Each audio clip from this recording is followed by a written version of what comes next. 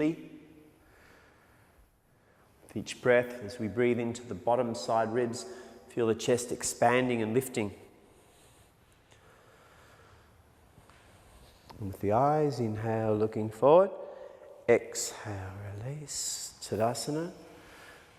And I'd like you just to close your eyes and stand in Tadasana, but before you do, step back in towards the middle of the mat.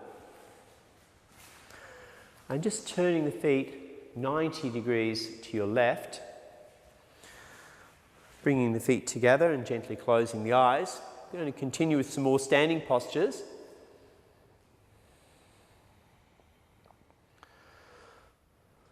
So from here, inhalation, opening the eyes, take the hands across the center of the chest, middle fingers together. And then from there, as you exhale, stepping the feet apart, just over a leg length apart, stretching the arms out to the side. So just have a look if you need to. The angle between the two thighs we're looking for is 90 degrees, a 90-degree angle. And then from there, turning the left foot in slightly, turn the right foot out 90 degrees. Again, check your alignment. So the feet are our foundation. Let's get the foundation correct. That the center of that right foot lines up the center arch of the left foot.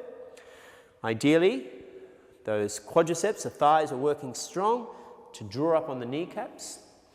And as you turn the head to look down along the right arm, focusing in there on that right hip, raise the right arm a little, inhale. And as you exhale, reach out as far as you comfortably can to the right. Now, if you'd like a more gentle practice, let's take the right hand down and just take hold of the right leg. Keep the left hand on the hip. Otherwise, press the back of the right hand against the inside of the right leg and stretch up through the left arm. Now, let's just look forward for a moment. Tuck the chin into the chest, and if it's comfortable for the neck, looking up and past the left thumb. Otherwise, either looking forward or down with the eyes. Keeping the toes soft and relaxed. Again, just like in Tadasana feet, that we have even weight on both feet. Lifting, stretching up through the left arm, and to release, be mindful of that right arm as we, from there, inhale, coming all the way up, and as we exhale, adjusting the feet around to the left. So keeping the same distance between the feet, center of the left foot lined up, center arch of the right. Thighs active, inhale, raising this time the left arm, focusing in on the left hip, reach out, exhale, reach out. When you can't reach any further, take the left hand to the left leg, stretch up through the right, chin to chest, gaze up and past the right thumb. So ideally, it's that left eye looking up and past the right thumb. From there, quadriceps switched on, left buttock moving downward, right hip just ever so gently rolling back, left chest moving forward, ever so gently, right shoulder moving back. Trikonasana, the posture of the triangles. Very strengthening and stretching for the legs, but the standing postures generally are very grounding. Now to release, inhale, coming all the way up.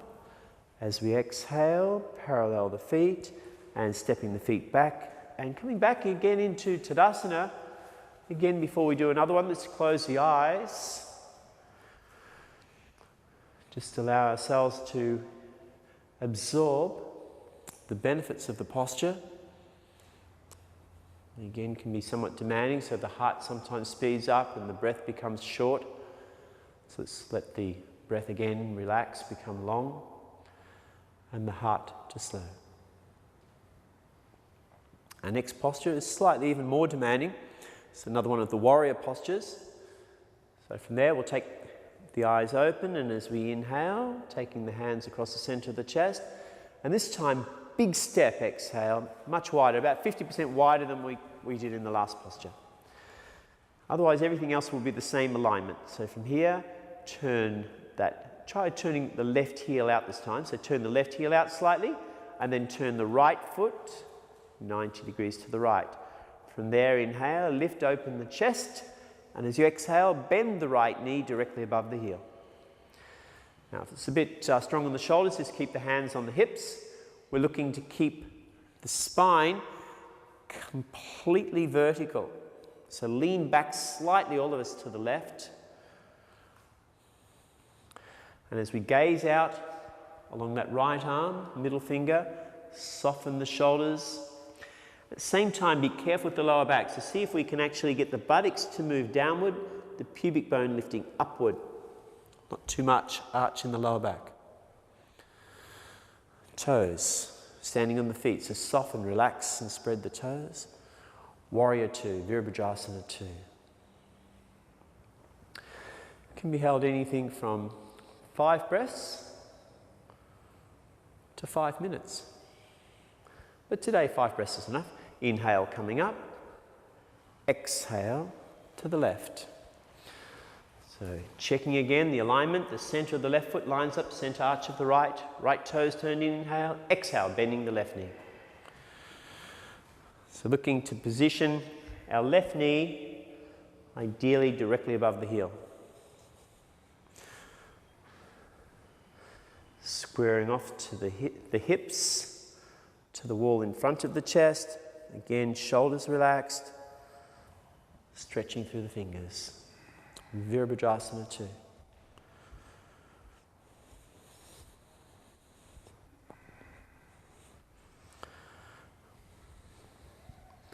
And then inhale coming up, parallel the feet. And if you like, just heel toe a little bit in, and then bring the feet back together. Once more, Tadasana, eyes closed.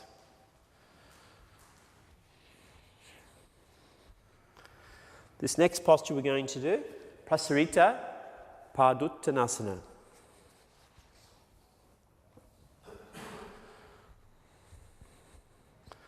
So as we inhale, opening the eyes, take the hands across the chest, middle fingers together.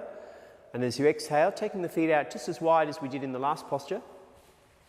Nice and wide, hands to the hips. Now looking at your feet, have the heels turned out. Turn the big toes in so we parallel the outer edges of the feet. Or if anything, the heels are slightly wider than the little toe. Ideally, activate those quadriceps. Now do be careful with the lower back. If it's a bit strong, bend the knees. But otherwise, let's keep the legs straight. Inhale, lift, open the chest. Exhale, begin to come forward, but only halfway. So as you come forward, take the hips, take the shoulders down to hip height. And then let's see if we can rest the fingertips to the floor below the shoulders. Hands shoulder width apart. Now if it's quite strong, let's just stay there. We won't take it any further. I'll bring you some support to place under the hands if you need it, so you don't strain.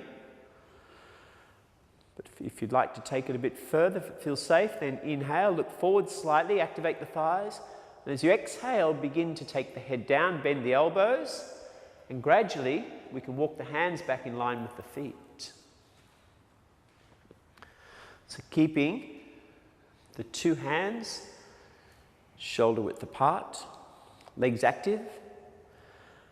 And gradually, if the head goes comfortably to the floor, we can even take the head through and resting the back of the head on the floor.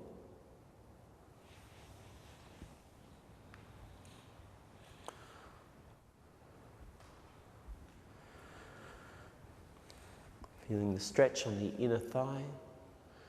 So another good standing posture that both stretches and strengthens the legs.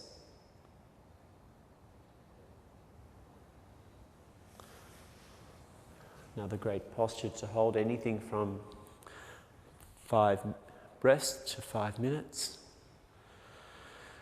As the other standing postures we did are heating, this one is actually a cooling and more calming posture eventually.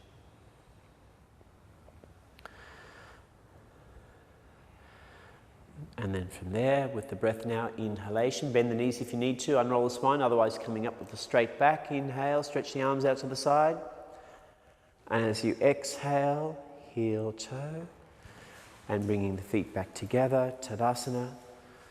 And again, gently closing the eyes, Tadasana. So when we come out of that particular posture, ideally there should be a calmness of mind and a feeling of peacefulness with the breath and the heart. Let's just stay in Tadasana another few breaths, and then we're going to come off our mats and take our mats over to the wall for Balasana.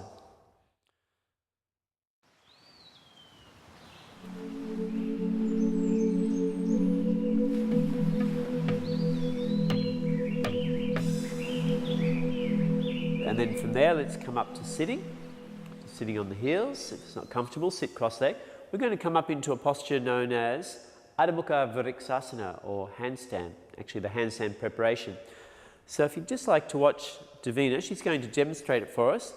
She takes herself back into child pose and stretches the arms forward.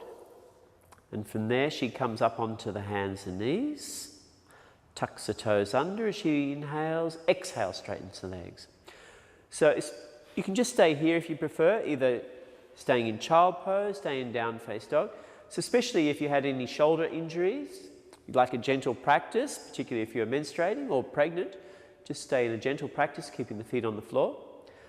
Otherwise, we bend the right knee, taking the toes up the wall so the inner tip of the knees are touching. And then as you exhale, taking the other foot up so the legs are parallel to the floor. The neck's soft and we're stretching the chest back towards the wall. Then to release, we walk the feet back down and coming back into child pose. Okay, so if you prefer, just stay in child pose, but let's all come into child pose, stretch the arms forward, and those who'd like to, coming into down face dog. Now, take care, look after yourself, so if you need to, especially if you need a gentle practice, if you have a shoulder injury, then just keeping the feet on the floor. But for those who'd like to, with the feet together, bend the right knee, take the right toes up the wall to hip height, and then raising the other leg and straighten the legs. Breathing deeply, keeping the neck soft, stretching the chest towards the wall. Pressing down that third knuckle of the forefinger.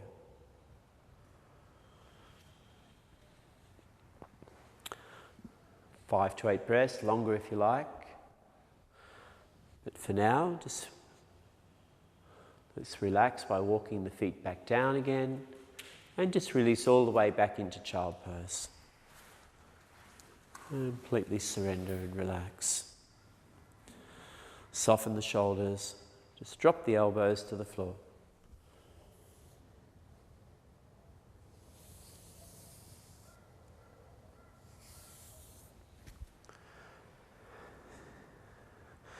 And before we do the next posture, we'll demonstrate that one as well. So coming up to sitting on the heels. The next one's a very gentle posture, Viparita Karani. So particularly good for any type of ailment. Very beneficial. And there's practically no contraindications for it. So if you're just watching Davina, sitting with her right buttock towards the wall, she then turns herself around, takes the legs up the wall. So by keeping the buttocks on the floor, touching the wall, without elevation, you can even do this. It's an inversion, but you can even do it if you're menstruating. And very nice to place the hands onto the lower abdomen. Viparita Karani. Or commonly known as legs up the wall pose, or even known as the fountain of youth pose. To release, we bend the knees and gently roll to the right side. So I'll let you decide which you'd like to do. You can do that posture if you like, or we're going to come into Salamba Savangasana, shoulder stand. So again, just watching Davina, she puts her blankets onto her mat. The blankets are used to help keep the neck safe so we don't strain the neck. We're going to do again just a beginner's variation of this. So by measuring the blankets out from the wall, a good generous hand distance from the wall. So that's done by just placing the hand onto the mat, spreading the fingers, and then checking that the top blanket lines up with the bottom one with the straight edges towards the middle of the room. The top blanket stepped back slightly from the one below. To come into it, same as in Viparita Karani, with the right buttock towards the wall, and then gently turning as you take the legs up the wall. And just briefly we'll show you this. So again, contraindicated if you are menstruating, pregnant, had a sore back. It's not that you can't do it if you're pregnant, but just if you're a beginner you wouldn't. From here, keeping the heels where they are, hinging on the heels as you bend the knees and taking the hips up. Keeping the eyes looking straight up, never turning the head. Always keeping the head straight. Palms onto the back, fingers pointing up. So ideally, feet together, knees together, and eventually forming a straight line from the knee to the shoulder. To release, taking the hands off the back, vertebrae by vertebrae, coming down. Pausing, and then to release, knees to the chest, and we'll roll to the side. Okay, so if you'd like to, set yourself up with your blankets to the wall. If you prefer to not do the shoulder stand today, just coming into Viparita Karani. So taking a lot of care there, getting that distance. It's about 10 centimetres approximately. About 10 centimetres the blankets are from the wall. Sitting towards the left side of the blanket, right buttock to the wall, and then turn yourself around, legs up the wall. Check that your shoulders are about 2 to 3 centimetres back from the edge of the blanket. Sure that you're nice and straight, and when you're ready, keeping the heels where they are, hinging on the heels as you raise the buttocks off the floor, pressing the soles of the feet into the wall. Palms onto your back. No strain in the neck. If there was a gentle stretch in the neck, fine, but eventually we can find that straight line from the knees to the shoulders without any strain in the neck at all. Salamba Savangasana. There are different variations for those in Viparita Karani. A very nice variation is to have a folded blanket. You can even take it lengthways into a threefold. And by lifting the buttocks off the floor, we can just slip that underneath the sacrum. How's that feel? Great. So this is one of the postures, as long as it's comfortable for the neck, that you can actually stay quite a bit longer. Like I was saying with some of the postures earlier, anything from 5 breaths to 5 minutes. Of course, it's one that you want to build up slowly. But actually, after years of practice, to build yourself up to 15 minutes is very beneficial for the shoulder stand. But for the first year or two, if you can build up to 5 minutes, it's good. But for now, we'll release now, so taking the hands away and just vertebrae by vertebrae, coming down, pausing for a moment, and then we can take the knees into the chest and gently rolling to the right side, coming up to sitting. And taking the blankets off, and either placing them to the side or off to the end of the mat. Now the next posture is a back bend, so be very careful with it. We're going to lie down on our backs with our head towards the middle of the room.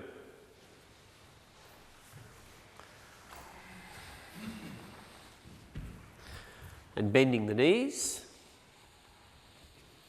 So the heels in towards the buttocks. Not too close, we want to keep the shins parallel to the wall, the heels directly below the knees. If you have any back problems, sore back, just keeping the buttocks on the floor. Otherwise, with the feet hip width apart, outer edges of the feet parallel. Lengthen the neck, chin towards the chest. Inhale, and then as you exhale, begin to take the hips off the floor. Now, to avoid any strain, what can be very nice is to just have a block underneath the sacrum and just resting the buttocks onto the block. Otherwise, if you'd like to make it a little stronger, you can bring the palms together under the buttocks, interlock the fingers, pressing the wrist into the floor, and then gradually, buttocks firm but not tight, take the hips up to knee height. So pressing into the soles of the feet, keeping the knees hip width apart, hips ascending to knee height.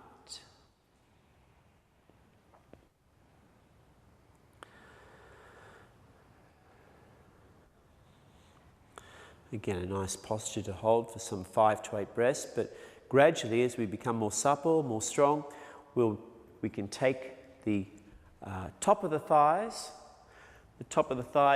parallel to the floor, and the top of the chest vertical, parallel to the wall. And then from there, if we just release the hands, one vertebrae at a time, taking the spine onto the floor. Now, very gently, just moving very gently as we counterpose that back bend into a forward bend by taking the knees to the chest. Just feeling the lower back lengthen, perhaps even just making a little circle with the knees, massaging the lower back. Now you may need to move a bit closer to the wall or away from the wall. So now when you release the legs, can you straighten the legs and press the feet into the wall?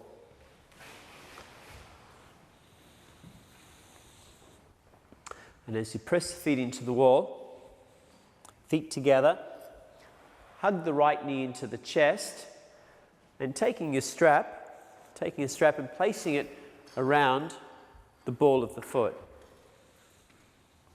So not around the arch of the foot, but around the ball of the foot. And then begin to straighten the leg. Not stretching yet, just getting yourself comfortable, looking for alignment, turning the right hip back towards the wall, pressing the left heel, left foot into the wall. And just going to that edge where you just start to feel the stretch. Really looking to keep the right leg straight, right quadricep active, soften those right toes. So dorsiflexing the right foot, turning the right toes down as you push up through the right heel, holding the strap in each hand so the shoulders are even. Walking the hands up the strap till the elbows are almost completely straight, but the shoulders remain on the floor. Supta Padangusthasana. Very nice stretch to warm up the hamstrings fully, although they'd be fairly warmed up from our standing postures. But this is a particularly good posture for tight hamstrings. So if you're at that point with your legs where there's still a bit of tightness there and the heel is slightly closer to the wall than the buttock, then this is an excellent posture to do for a few minutes each day. And gradually, as the hamstrings lengthen, the right toes come closer and closer to the wall above the head. Yet at the same time, we want to press the left hamstring towards the floor. Just breathing into it. Deep inhalation into that area where you feel the stretch, and then exhale, let it relax and take the leg a bit further. And then release and change legs. So another one of those postures that you can really hold anywhere from 5 breaths to 5 minutes. But it's almost 5 breaths isn't enough for this posture. Being one of the biggest muscles in the body, the hamstring, it's really good to hold the posture a little bit longer to get the benefits. So pressing the right foot into the wall.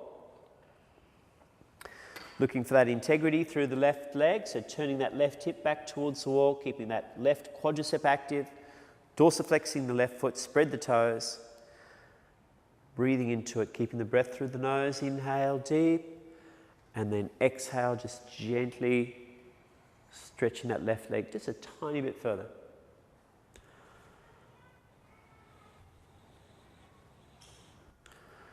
Still working the right hamstring down into the floor. So one more deep breath, inhale, exhale, just taking it slightly further.